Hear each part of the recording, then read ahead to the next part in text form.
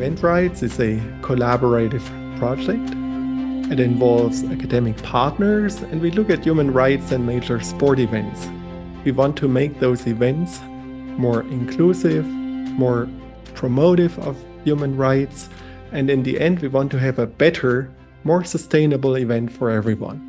We started looking at this legacy of some of these games. We started building these connections, collaborations, published a book on these things, and then from some of the research that came out of this legacy, issues related to human rights became, part of the conversation. And so I started building more connections with people like David McGilvray at the University of Western Scotland and other collaborators. And we decided in 2018 to kind of look at this issue of human rights and mega sporting events, along with some non-academic partners. Probably in the last decade, we're seeing a rise in the use of the language around human rights, and to some people using it as a force for good, and others where the debate is a bit more as to whether the human rights abuses within countries, should that give them a perspective, and should they be allowed to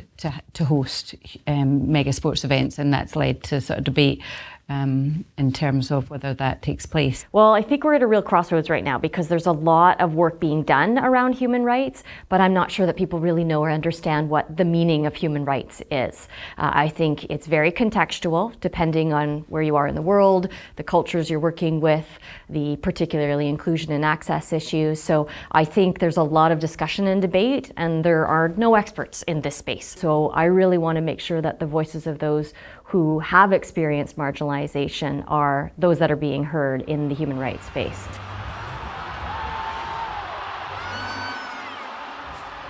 The world of sport has immense power, and it can use to either sports wash and cover up their disastrous human rights record, or to set a high bar for countries that want to participate in sports and share sports values.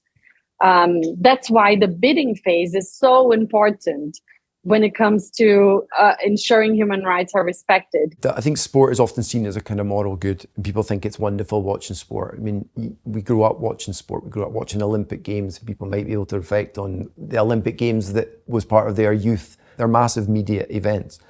But I think one of the things that people have not been as aware of is the costs associated. So some of the more autocratic states have bid and are willing to put the money in to host these events, and potentially will generate quite significant revenues for the IOC or FIFA from hosting these events.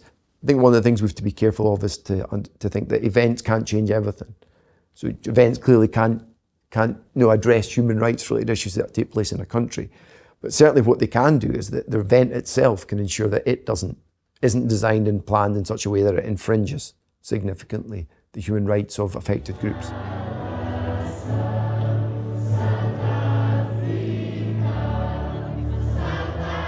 Back in the 2010 FIFA World Cup in South Africa, in the preparations for that, we saw kind of cleanups of the streets to make way for spectators to come to Cape Town. So there, I think 600 children were moved off the streets and into kind of an apartheid-style relocation camp. And then in the preparation for kind of other events leading up to the World Cup, they moved children and youth off the streets into an overcrowded prison as well.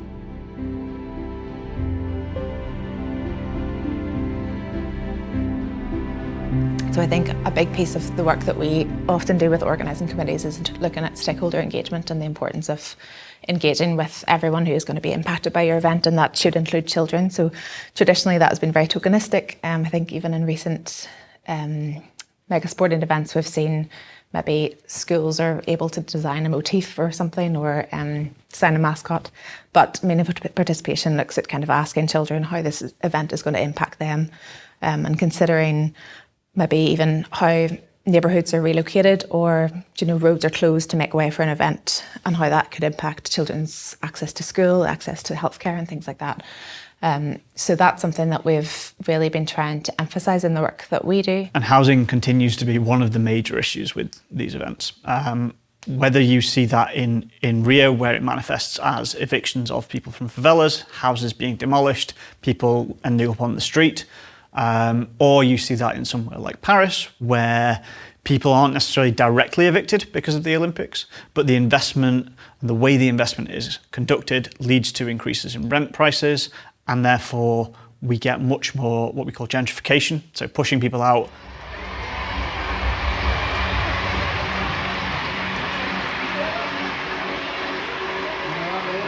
But we're also interested within sport, so the rights of athletes, for example, within sport, and what they can and can't do in the context of attending or participating in a FIFA World Cup or an Olympic Games. So that's also the impact of mega sporting events, because once we are there, what we feel is that those mega sporting events, they're not made for us. We're just an instrument of that, kind of like a puppet on that space.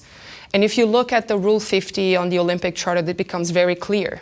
Like the rule says, and I don't know the exact words, but it says that in the competition field, in the Olympic Village, athletes cannot talk about politics or religion and so on. But when you're talking to the press, yes, you can. So you live I remember I finished the 400 IM, and then I walked 20 meters, and then I can talk about politics. And then I walk another 20 meters back to the warm Del pool, and then I cannot talk about politics anymore. It's, you know what I mean? It doesn't make much sense. It's a good example of Olympic Games because the Olympic Games are perceived to be apolitical.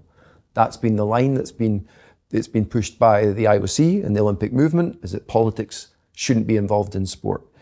But there are restrictions upon what people can do when they're participating in the Olympic Games in terms of what they're able to say in the media, and definitely what they're able to say when they're on the podium. If someone wins a medal, then there are very strict guidelines on what you're not allowed to do when you're on the podium. And again, that's a challenging area because now athletes feel much more conscious of wanting to express a particular view in terms of what they feel is inappropriate. LGBTQI rights is a good example of that. Issues of race, ethnicity, also a good example of that. We prioritize victims from the global south, migrant workers, those people who are working to build those big stadiums that we love to go to attend to those amazing games.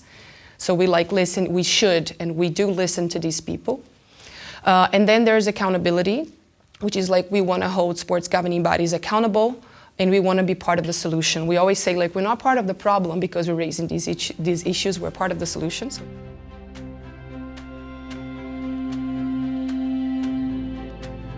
So you'll have heard people talking about legacy. Legacy's become this kind of very contested idea. What is the legacy of any particular events? But people in the media are now much more aware of that. And we have talk shows talking about legacy of events and the like. And I think what we found in a number of the more recent mega sporting events is that the outcomes have not necessarily been that positive. So my interest is in challenging and pushing back a little bit on those minimum rights and trying to do something that says, you have to demonstrate the public value of what you're doing. If we have a change in the way we think about it and think, no, we want our venues, our spaces, our public spaces to be accessible for all, we stop thinking about it in terms of these metrics, we stop thinking about it in terms of satisfying an Equality Act. Right, I think it's a really tricky one. I mean, there's certain ways that events can highlight these opportunities. I've written previously in my work that events create this catalytic opportunity where there's an influx of resources, people with knowledge that can change not only spaces, but structures, systems, mechanisms of governments to include people who haven't had a voice before. So mega events in some respects are really problematic, and they highlight all the bad things, all the things that are wrong with cities and the space in those cities and how people are not included. But in fact, the event can then bring in new resources to change some of those structures. But I think sports governing bodies still have a bigger role to play when it comes to ensuring that any country or city that receives those events abide by human rights treaties, so that not only they're not impacting negatively because of those events, but also that society as a whole can advance because of those events, as a legacy of those events.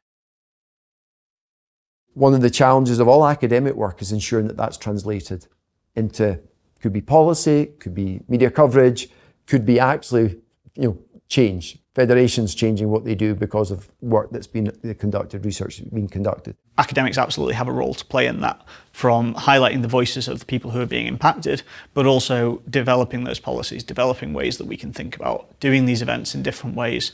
And also we see lots of innovation in smaller events, and lots of smaller events that we tend to see tend to be better at capturing sort of social values and making a more positive impact.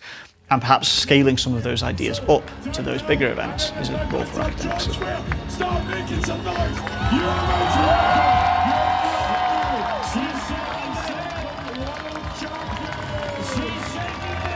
Also learn methods, like how do we actually address this work that's meaningful in a way that policymakers and governments are going to listen to us, because there's no point in doing all of our work and then it's sitting in an academic journal and no one reads it. With the EventRights projects, we want to really make a difference in research across continents.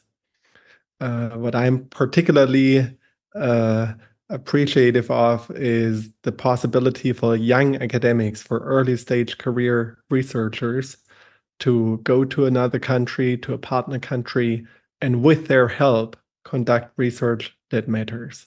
As part of the EventRights project, I went on 2 mobility trips, so one for 2 months in the US, which involved 1 month at our partner institute in North Carolina State University, and then 2 weeks in Philadelphia and 2 weeks in New York/New Jersey, which are World Cup host cities.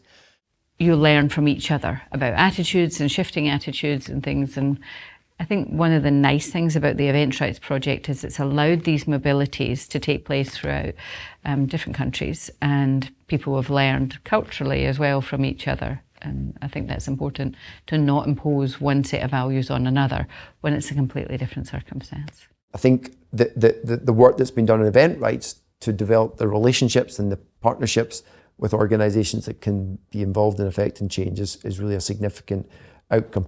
We've produced a large number of research articles. We've done a lot of public work out there too. So these are, of course, really positive outcomes, because I think there's greater awareness of the issue than there was certainly when we started this project a number of years ago.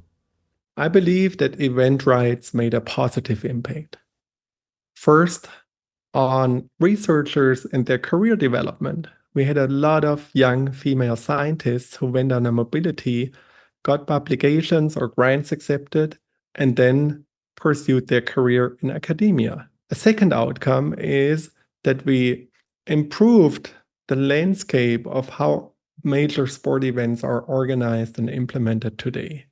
If you look at the bids today, they address human rights issues in a very progressive manner, and societies always develop. They can always do better, and we hope that EventRights contributes to that at least a little bit, with a focus on major sport events. But these findings can be transferred to contexts outside of sports, to any cultural events, festivals, activities that are going on across nations.